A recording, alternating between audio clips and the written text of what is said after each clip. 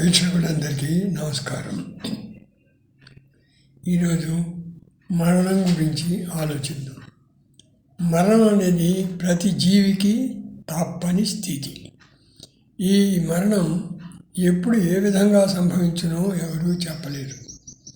ఉదాహరణకు జంతువుల్లో ఒకదాన్ని చంపి మరొకటి తింటున్నది కదా, అలాంటప్పుడు ఏ జీవి ఎప్పుడు చనిపోవునో చెప్పడం సాధ్యం కాదు. ఇంకా కొన్ని జీవులు, ఉదాహరణకు ఉసిళ్ళు, పుట్టుక, చావు కూడా కొన్ని గంటలే. ఇలా మనకు తెలియని ఎన్నో జీవరాశులు ఉద్భవించుతున్నవి, మరణించుతున్నవి. ఇదే జీవన పరిణామ క్రమం. ప్రతి జీవికి మెదడు ఉంటుంది. మెదడు ఆజ్ఞానుసారం ప్రతి జీవి జీవం సాగించుతుంటుంది. జీవం అనగా పంచభూతాల సమ్మితమే. ఇంకా మరణాల్లో రకాలు. మరణాలు అనేవి అనేక రకాలు. అవి సహజ, ఆకస్మిక, ఆత్మహత్య, ప్రమాదాలు మొదలగునవి. వీటిలో సహజ మరణాలు అనగా ప్రతి జీవులను చెడ్డ సూక్ష్మజీవులు చేరి క్రమక్రమంగా శరీరాన్ని క్షీణింపజేయటం వలన సంభవించేవి. ఆకస్మిక మరణాలనగా ఇవి మానవ తప్పిదాల వలన ఏర్పడేవి. అనగా ఆహారపు అలవాట్ల వల్ల రక్తనాళాల్లో కొవ్వు పెరిగిపోయి గుండెపోటు లాంటివి వచ్చి మరణం సంభవించటం. ఆత్మహత్యలు అనగా జీవితంలో చేసిన తప్పుల వల్ల వచ్చే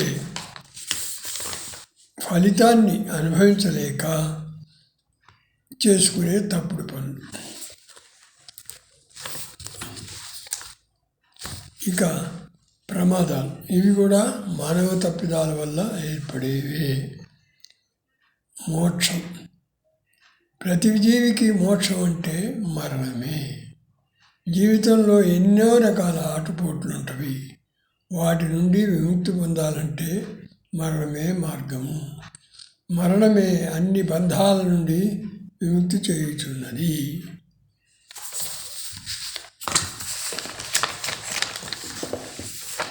ఇంకా తొందరలు చదువుతాను.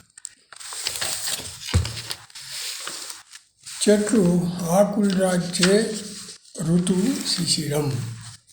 వట్టిపోయిన చెట్లు బోసిగా ఉన్నాయి. కట్టెలల్లే చెట్లు కాంతి విహీనంగా, వటవృక్షాలు కూడా అదే పరిస్థితి. ఎగతాళి ఈ రోజుల్లో మళ్ళీ కట్టించుకునే పరిస్థితి.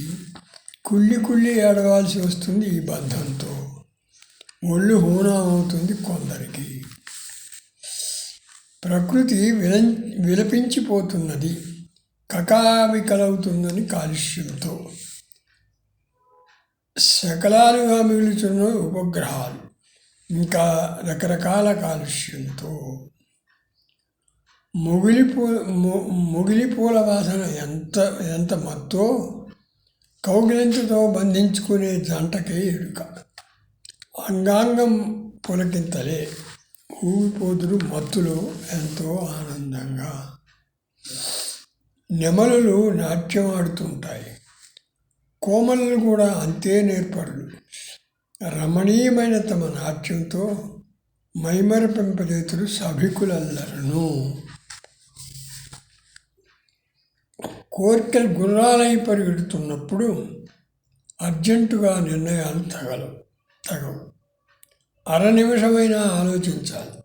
సరైన నిర్ణయంతో మంచే జరుగును. ధనార్జనకు అడ్డదారులలో జనం, కనపడనన్ని తప్పులు. జనజీవితం అలా అతలాకుతలం. తాను సమాజంలో భాగమని తెలిసేది ఎన్నడో. అంటరాంతరం పాటించటం ఎంత అమానుషం. పాటించడం నేరం కాదా? కటకట మనుషులు ఎంత అజ్ఞానం. చట్టాలెన్నున్న నిరుపయోగమే. ప్రభుత్వాల పందారాలు ఎన్నో. డబ్బు, స్థలాలు, జీవాల పంపిణీ రూపేణ ప్రభుత్వాలు అప్పు చేసి మరీ పంపిణీ చేస్తున్నవి కబంధహస్తాల్లో ఎన్నో. సెంటు స్థలంలో ఏమి కట్టుకోవచ్చు? వంటగది, ఒక చిన్న గది మాత్రం. తటబడాయించే పని లేకుండా కట్టుకోవచ్చు కదా. అదే ప్రభుత్వాల ధ్యేయం.